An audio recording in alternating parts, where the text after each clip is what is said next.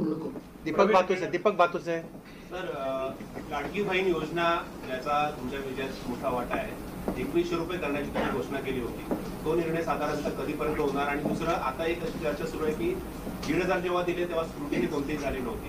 आता 2100 देताना स्क्रुटिनी होणार अशी चर्चा आहे. त्या संदर्भात वस्तुस्थिती काय असेल? असं आहे की पहिल्यांदा तर ही योजना आम्ही सुरूच ठेवणार आहोत आणि 2100 देखील आम्ही देणार आहोत.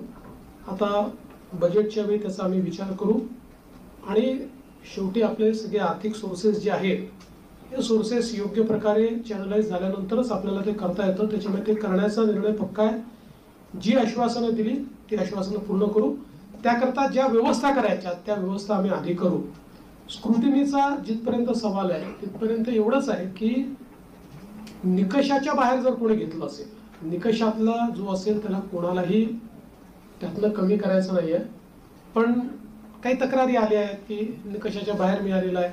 जसं आपल्याला कल्पना असेल की शेतकरी सन्मान योजना जेव्हा मोदीजींनी सुरू केली त्यावेळी पहिल्यांदा जे काही बेनिफिशियरीज होते लक्षात आलं की मोठ्या शेतकऱ्यांना देखील ते मिळालेलं आहे. मग नंतर त्यातल्या अनेक शेतकऱ्यांनी स्वतःच त्या ठिकाणी सांगितलं की आम्ही या निकषात बसत नाही.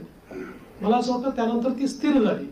अशाच प्रकारे जर ॲपरंटली या योजनेमध्ये काही ज्यांना आपण निकष ठरवलेले आहेत त्या निकषाच्या बाहेरच्या आमच्या बहिणी मिळाल्या तर त्याचा पुनर्विचार होईल. पण सरसकट काही पुनर्विचार वगैरे करण्याचा विषय नाही.